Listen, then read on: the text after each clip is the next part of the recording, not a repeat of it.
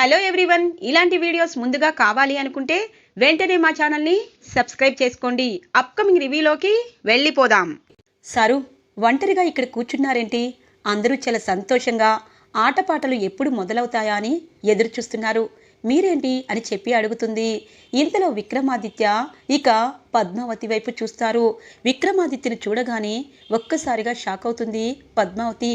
Sir మీరు బాధపడుతుంటారు అనగానే, అవును పద్మావతి, హక్క హక్క గుర్తుకొస్తుంది. హక్క ఎప్పుడు వస్తుంది పద్మావతి అని అడుగుతారు.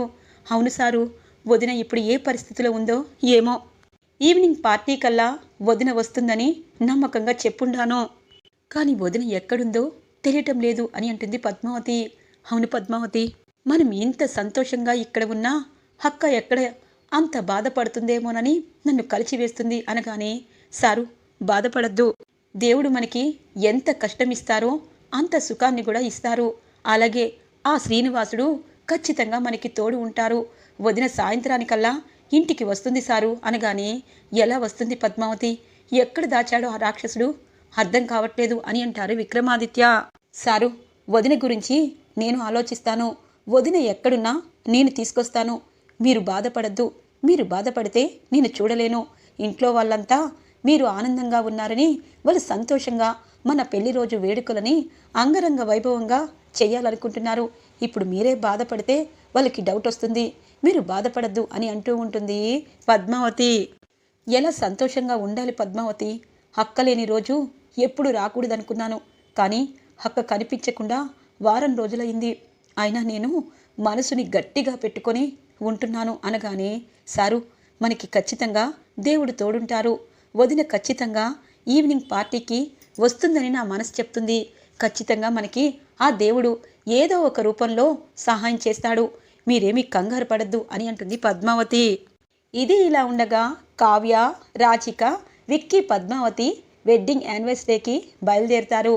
ఏంటి ఇంట్లో ఎన్ని ప్రాబ్లమ్స్ ఉన్నా మీరు మాత్రం ఏ ప్రాబ్లము లేనట్టు ఇలా ఉంటారు చూడండి, ఇది మీలో నాకు నచ్చేది అని అంటుంది కావ్య. సరే, ఇప్పుడు మన టెన్షన్ని వాళ్ళ ముందు ఉంచి వాళ్ళని టెన్షన్ పెట్టకూడదు. మనం ఉన్నంతసేపు వాళ్ళు హ్యాపీగా ఉండాలి అని అంటారు. అందరూ హ్యాపీనెస్ని కోరుకుంటారు, కట్టుకున్న భార్య హ్యాపీనెస్ మాత్రం మీకు అవసరం లేదు అని అంటుంది కావ్య. ఇక రాజ్ తన వైపు చూస్తూ ఉంటారు.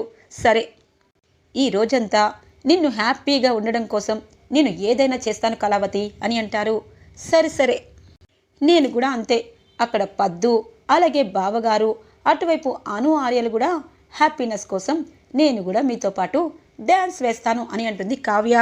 అలా అయితే మన ఇంట్లో సమస్యలు ఇక నువ్వు మాట్లాడద్దు ఇంటికి వెళ్ళేదాకా అని అంటారు. ఓకే అని అంటుంది కావ్య. హైదరాబాద్ నుండి వైజాగ్ ఫ్లైట్లో వచ్చేసాము. ఇక్కడ మరి కారు ఎలా వస్తుంది అనగానే, ఇదిగో అని చిటికేస్తారు రాజ్. చిటికెలో కారు ముందుంటుంది. చూసావా, ఈ రాజ్ అంటే ఎక్కడైనా రాజే అనగానే, కరెక్టే, ఫోన్లో బుక్ చేస్తే ఎవరైనా రాజే అని అంటుంది కావ్య. ఇది ఇలా ఉండగా మురళి అరవింద దగ్గరికి వస్తారు.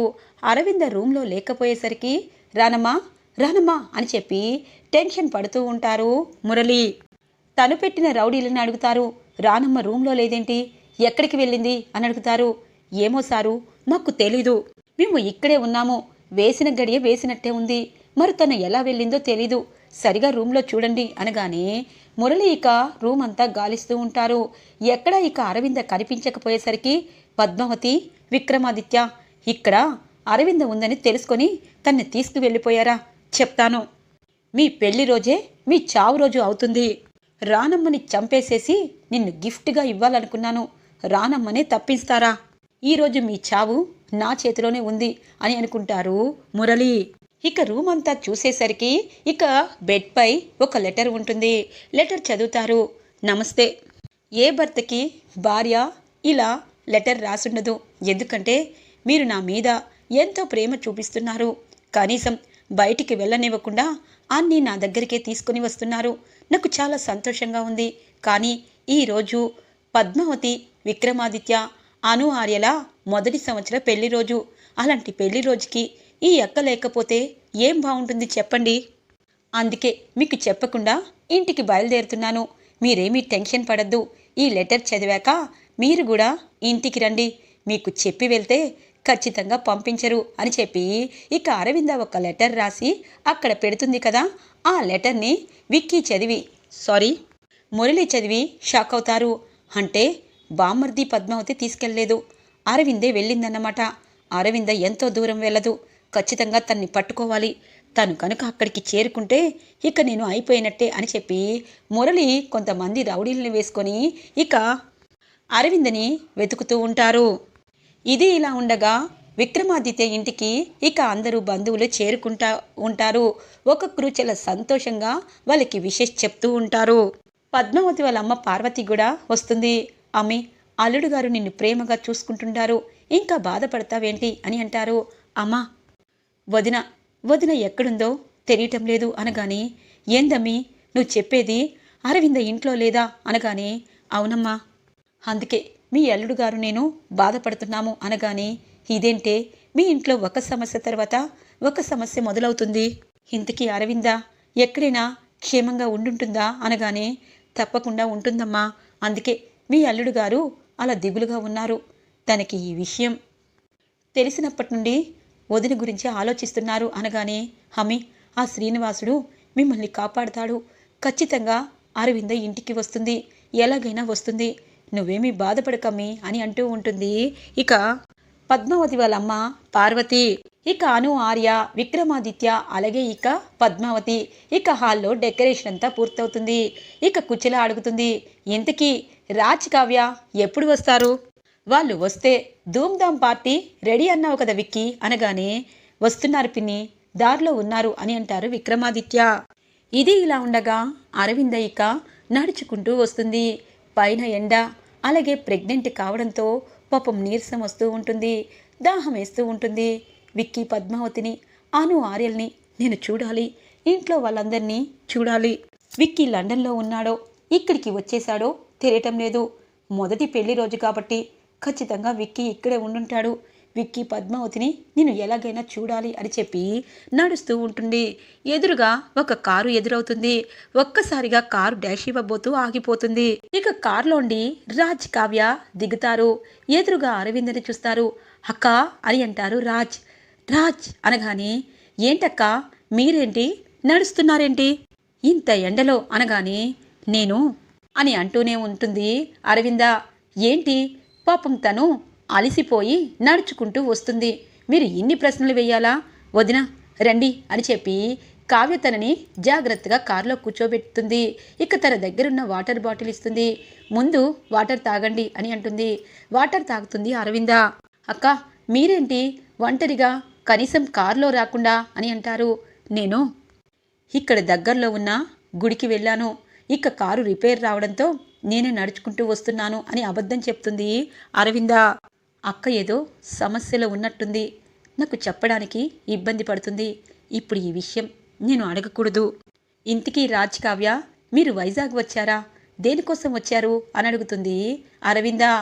అదేంటక్క, మేం మీ ఇంటికే వచ్చాము, విక్కీ, పద్మావతి, అను, ఆర్యల వెడ్డింగ్ యానివర్సరీ కదా, అందుకే మమ్మల్ని ఆహ్వానించారు, మరి మీరు అక్కడ లేరా అని అంటారు రాజ్.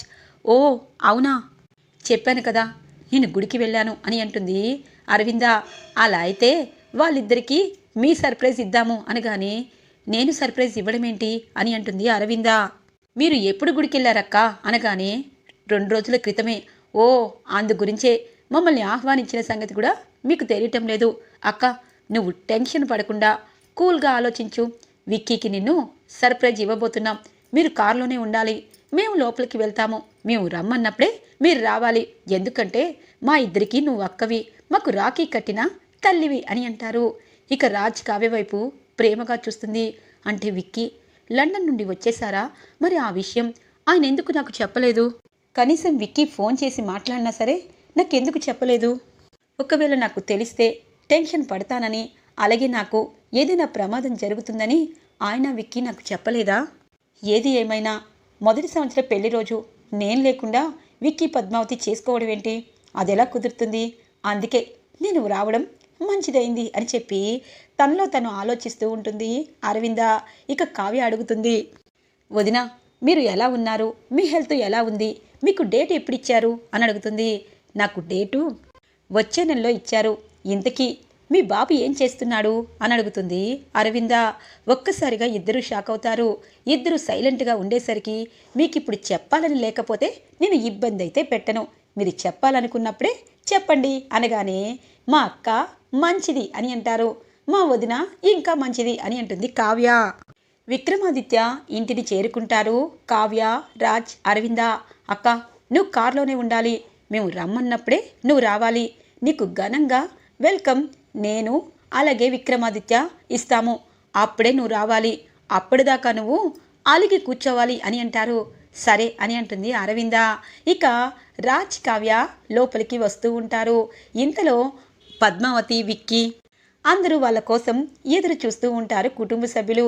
అదిగో రాజ్, కావ్య వచ్చేశారు, వాళ్ళు రావడంతోనే తీన్మార్ సౌండ్ వినిపిస్తుంది అని అంటుంది పద్మావతి. అంతే కదా, ఇక్కడ మోత మోగించడానికి వస్తున్నారు అని చెప్పి సందడిగా మాట్లాడుకుంటూ ఉంటారు. రాజ్, కావ్య రావడంతోనే స్పెట్స్ పెట్టుకొని ఒకే కలర్ బట్టలు వేసుకొని ఇక పద్మావతి విక్కీ దగ్గరికి వచ్చి కంగ్రాచులేషన్ చెప్తారు. అను, ఆర్యకు కూడా సంతోషంగా కంగ్రాచులేషన్ చెప్పి ఇంకా ఏంటి ఇంత డల్గా ఉన్నారు, ఈ రాజ్, కావ్య వచ్చినా సరే ఇలా డల్గా ఉంటారా, హ్యాపీ యానివర్సరీ అక్క అని అంటుంది. థ్యాంక్ యూ అని అంటుంది పద్మావతి. ఇక మనం సెలబ్రిటీస్ వచ్చేశారు, ఇక డ్యాన్స్ స్టార్ట్ అని అంటుంది కుచల. ఆగండి, ఇక్కడ అందరూ ఉన్నారు, అరవింద్ అక్క ఎక్కడుంది అని అడుగుతారు రాజ్. అందరూ ఒక్కసారిగా ఉలిక్కి పడతారు. ఈవినింగ్ వస్తుంది అరవింద అని అంటారు నాయనమ్మ. ఈవినింగ్ దాకా అక్కని చూడకుండా ఎలా ఉంటామో, అక్క ఇంతకీ ఎక్కడుంది అనగానే విక్రమాదిత్య అంటారు, అక్క గుడిలో పూజ చేయడానికి వెళ్ళింది, ఈవినింగ్కి వస్తుంది అని అంటారు. అవునా, ఇంత హ్యాపీనెస్ అక్క చూడకుండా ఎలా ఉంటుంది చెప్పు అని అంటుంది కావ్య. సరే తన గురించి ఎక్కువగా మాట్లాడి మిమ్మల్ని ఇబ్బంది పెడుతున్నాను, కానీ మేము గెస్ట్ని తీసుకొచ్చాము, తనని మనందరం కలిపి వెల్కమ్ చెయ్యాలి అని అంటారు రాజ్. ఎవరు బ్రో ఆ గెస్టు అని అంటారు.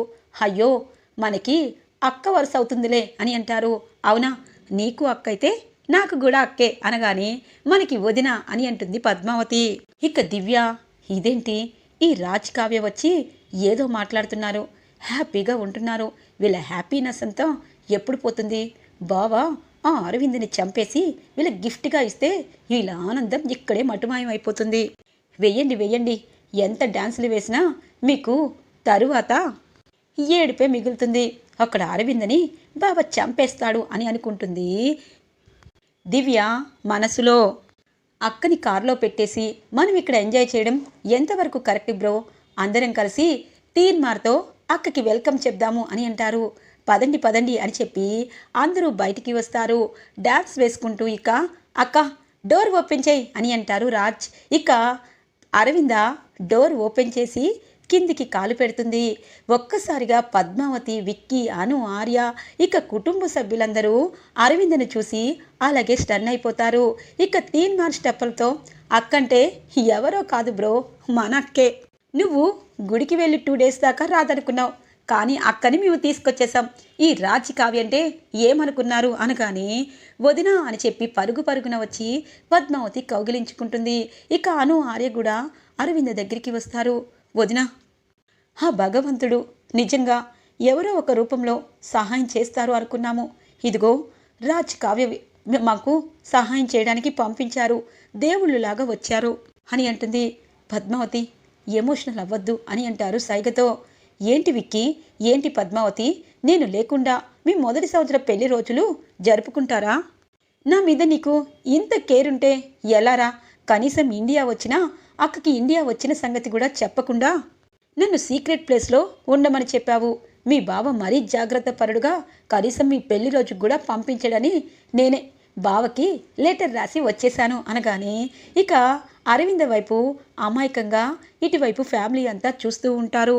అక్క, బావ గురించి నిజం తెలిస్తే నువ్వు తట్టుకోలేవని ఆ దుర్మార్గుడు బ్రతికిపోతున్నాడు, కానీ నువ్వు వచ్చేసావు, వాడి గురించి నీకు నిజం చెప్పాలి, ఇప్పుడు నువ్వు మమ్మల్ని చూసిన ఆనందంతో చాలా హ్యాపీగా ఉన్నావు, నీ ముఖంలో ఈ హ్యాపీనెస్ ఎప్పుడు ఉండాలి అని చెప్పి అక్కని తీసుకొచ్చిన సంగతి ఎందుకు చెప్పలేదురా అనగానే మన అక్క కదా మీకు సర్ప్రైజ్ ఇవ్వాలని. అక్క రా అక్క అనగానే అరవింద, పద్మావతి, అను, ఆర్య హ్యాపీగా లోపలికి వెళ్ళిపోతారు. దూరంగా మురళి చూస్తూ ఉంటారు. అంటే ఈ రాజ్, కావ్య గెస్టులుగానే కాదు దేవుళ్ళలా వచ్చి అరవిందని కాపాడేశారు. కానీ బామ్మర్ది నా గురించి ఎప్పటికీ అరవిందకి నిజం చెప్పలేడు. నిజం చెప్తే అరవింద తట్టుకోలేక ప్రాణాలనే వదిలేస్తుంది. అలా నమ్మించాను.